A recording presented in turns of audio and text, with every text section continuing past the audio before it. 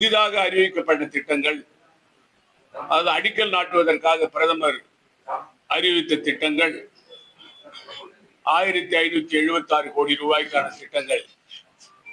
அதுல பாதுகாக்கப்பட்ட குடிநீர் திட்டம்,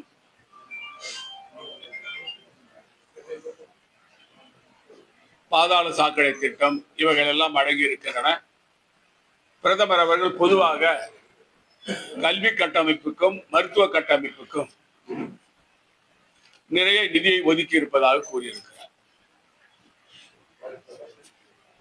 ஆனால் பிரதமருடைய உரையை நீங்கள் உன்னிப்பாக கவனித்து பார்த்தால் 5 ஆண்டுகளில் 2021 26 வரை என்ஆர் பாஜக கூட்டணி அரசு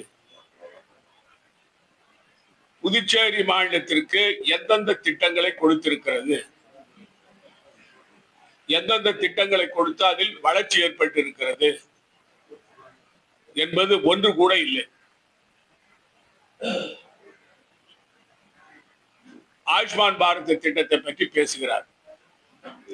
புதுச்சேரியில் ஆயுஷ்மான் பாரத் திட்டம் சிறப்பாக செயல்படுகிறது. இது அப்பட்டமான பொய். புதுச்சேரியில்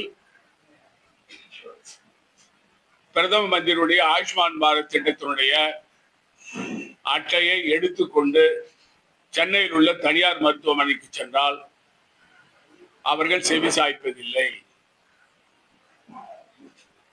மருத்துவம் செய்வதில்லை. புதுச்சேரி அரசு முறையாக ஆயுஷ்மான் பாரத் திட்டத்தில் அனைத்து பயனாளிகளுக்கும் இதுவரை ஸ்மார்ட் கார்டு கொடுக்கப்படவில்லை. இந்த திட்டம், பிரதமருடைய ஆயுஷ்மான் பாரத் திட்டம் புதுச்சேரி மாநிலத்தில் தோல்வி அடைந்திருக்கிறது.